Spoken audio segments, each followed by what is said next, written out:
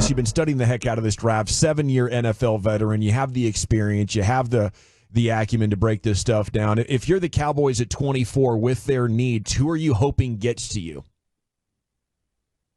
Man, I'm glad you guys brought me on today. I have a lot to say about the Cowboys. Let's go. I have a lot to say. I mean, first of all, I'm not going to guarantee it, but there's like a 99.5% chance that they take a running back on Friday night. I feel like that's a bad position to be in, right? Where everybody knows in the second round or maybe third, you're going to take a running back. So if anybody has a running back still on the board that they really like, they're going to just jump right in front of the Cowboys. It's not a good position to be in. I think at 24, the most likely scenario is an offensive lineman, would be my guess at that point. You know, I know there's some talk of receiver and some talk of defensive line. And I know they say that they like the guys they have along the offensive line. They need to get one guy. They need to get a guy, right? You know, whether that's a tackle so they can keep Tyler Smith at left guard. Maybe they get Tyler Guyton from Oklahoma or something like that, or Amarius Mims from Georgia, or maybe it's a guy like Graham Barton from Duke, who I really like, who can basically play all 5 spots and give them tremendous versatility, right? Like maybe he's the center and they go with somebody else at tackle, or maybe they give Graham a chance at tackle. Like they can let that sort out. So I would think offensive lineman early, and I think they'll be able to get a pretty good player at that spot. Ross, you mentioned Mims. The fact that he's only played like 8 games, the very small sample size, would that be of any concern to you? Yeah, of course. I mean, it's a concern on 2 parts, right? It's a concern because it's like any other job. Time on task matters, right? Right. You know, you go to a doctor or a dentist, you're happier when the guy looks like he's like 50-something than when he looks like he's 30-something. You know, It's like, well, how many of these surgeries have you done, bro? You know what I mean? Like you're always happy when you feel like the guy has a little bit more experience. Plus, you know, he got injured multiple times at Georgia, which was a concern. He just hasn't seen certain things that he'll see in the NFL, and he'll have to learn on the job. But it might cost you a game, right? If he misses a blitz or whatever. I don't think the physical ability is in question. I wouldn't be surprised if the Eagles draft him. The Eagles really like offensive linemen that have truly unique physical characteristics. They draft at 22. They kind of want to get Lane Johnson's heir apparent at right tackle, but all their offensive linemen are either size freak shows, size and speed freak shows like Mailata or Lane Johnson, or they're just total athletic anomalies like Jason Kelsey, who played linebacker his first 2 years at Cincinnati, or Cam Jurgens, who played tight end, right? Like they're going to go for guys that have truly unique physical ability. So that's the concern about Mims. You have to decide whether or not you're willing to live through those growing pains, especially this year. The Eagles know that he wouldn't play for them this year anyway.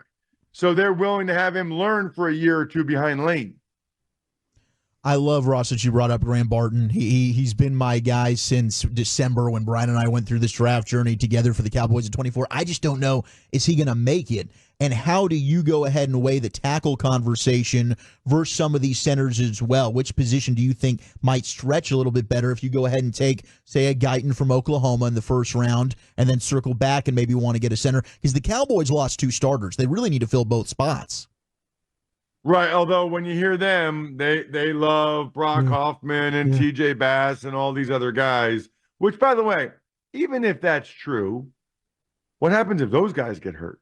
Yeah. You know, I mean, depth matters. That's the fastest way to ruin a season, is to have no depth along the O-line and have issues up there. So I'd be very surprised they didn't take one in the first round. And I think it's a really good question. Do you take sort of the 7th or 8th offensive tackle?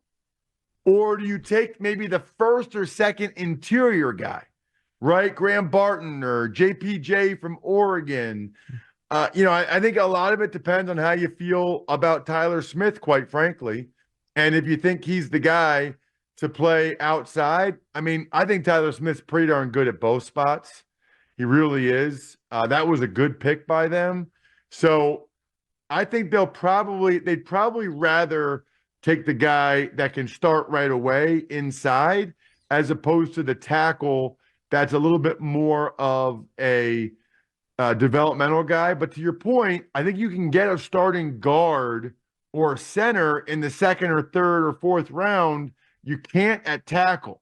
So they might go first round tackle, second round interior guy, third round running back. How do you like Frazier from West Virginia? If you had to go circle back, say you went tackle, as you mentioned in the first round, but then Frazier, I don't think he gets to you at 56, but if somehow he gets to you, where do you think, how do you have him and Norzad and Limmer and those guys that, we're kind of seeing as second and third round guys? So I love Zach Frazier. Yeah. I actually like Norzad a lot too. I'm a Central Pennsylvania guy who played in the Ivy League. He was at Cornell before he transferred to Penn State. But Zach Frazier, so as a Pennsylvania guy, wrestling's a really, really big deal. And I think he was 4-time state champ in West Virginia, which is not like doing it in PA, but you can still see that when you watch him play. I have a really strong bias towards guys that are trying to physically hurt people. And I mean that seriously. I'm not talking about injure. I'm not talking about dirty. I mean, it's why we like the sport, right? Yeah. Blocking people is not fun, okay? When you're trying to smash somebody into the ground and then you push up off them, or maybe you put your forearm in their neck as you that's what I miss every day. I don't miss the money. I do miss the money, but I don't miss the camera. Like every day I miss putting on one of those helmets, maybe that one right there for people watching us, the Cowboys one, and just hitting somebody as hard as I can. You can't replicate it anywhere else in life. When you watch Frazier, he's trying to put people down. I mean, he's trying to physically punish people. And I believe, and I always have, that permeates through the rest of the offensive line, the rest of the offense, and really the whole team. You need an enforcer. You need a guy like that because really it makes the other guys that aren't playing that hard, aren't trying to physically punish the opposition, makes them look bad comparatively. We're talking draft with Ross Tucker here on 105.3 The Fan. How much have the Cowboys changed from what you can tell since you played here in 02, right? Yeah, 02, I started the last 7 games at left guard, which, by the way, you guys will love this. Two quick stories about that, okay? First of all, because it was during Emmett's run to breaking the record, I think they might have listed Larry Allen as questionable every week, even though we knew he wasn't playing. You have to go back and look at it. So imagine Larry Allen being questionable, and then Ross Tucker is the guy at left guard instead. I've never seen people so happy to see me as the defensive lineman every week that I started. They were thrilled that I'm I know. You're glad it's me. I get it. I get it. Secondly, my favorite thing to do, because there's Cowboys fans everywhere, as you guys know, I'll meet a Cowboys fan, and every Cowboys fan, by the way, will tell you that they're the biggest Cowboy fan ever, right? So I'll always say to them, my wife knows it. She thinks it's embarrassing, but I go, okay, you are? I go, trivia question for you. Who started the last 7 games at left guard for the Cowboys in 2002? And it is hilarious. They'll be like, oh, I know this. Oh, they'll rack their brain. They'll be like, oh, I know. Was it Andre Gerard? Matt Lair? I'm like, it was me, you idiot. Who else would even ask you that question? It's literally me. Nobody would ask you that question other than me. Just say me. And no, you're not the biggest Cowboys fan because my mom knows I started the last 7 games at left guard for the Cowboys. No, too. So you're not. I love busting people's chops about that. You know where they haven't changed? They haven't changed on the contract stuff. And I don't know what they're doing. And I've heard, I want you guys to clarify something for me.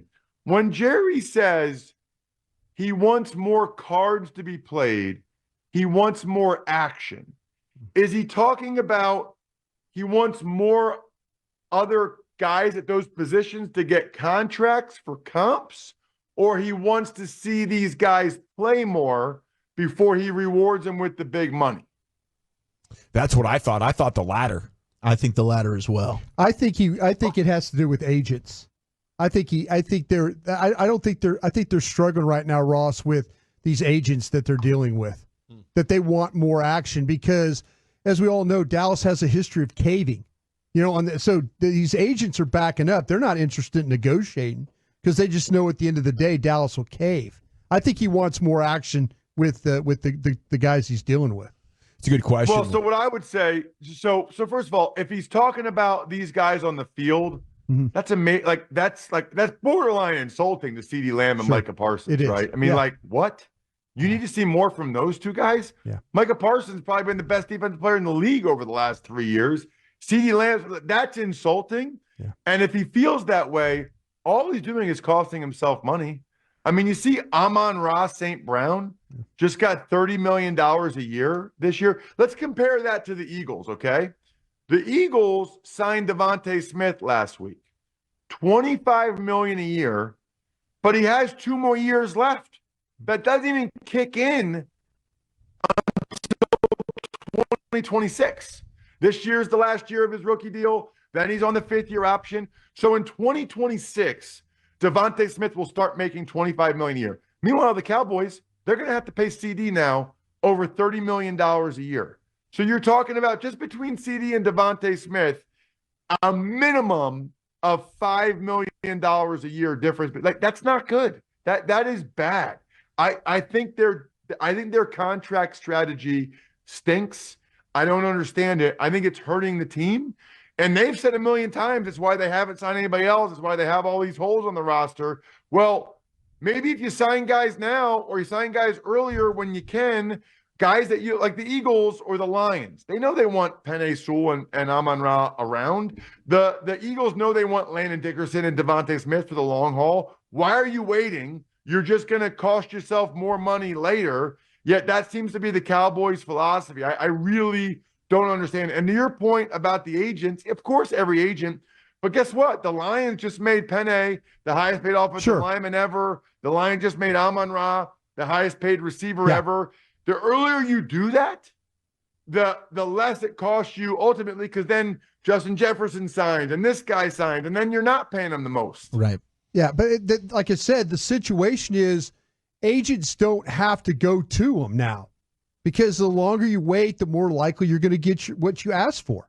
They're not going to turn you down because of like Zeke and Zach Martin. But I also think those guys they want their money. Yeah, with Dak's they don't want the injury risk. They don't want that's 2 more years for Micah. Yeah, he wants the life-altering $100 million guaranteed, and I think CD does as well. I don't think. I mean, I guess they can wait, but that's a pretty decent risk if you're just going to keep waiting on the player side. Ross, what can you tell us about myfrontpagestory.com? By far the best Mother's Day gift ever. I'll show it to you for the people that are watching it right now. Yes. My buddy started the company. Listen, I think we can all agree moms are the greatest thing ever, right? Like moms are everybody's first round pick. Get them a truly unique and cool gift. Go to myfrontpagestory.com. You talk to a writer for, 10 minutes while you're driving home from work or driving to Chick-fil-A or something. They write this amazing story. And as you guys can see, those people that are watching us, looks like it's on the cover of the newspaper. It's framed. Pictures of your mom with the kids or grandkids or whatever. I can almost guarantee she will cry. Your mom will cry, happy tears, and she'll have it hanging. My sister and I got one from my mom.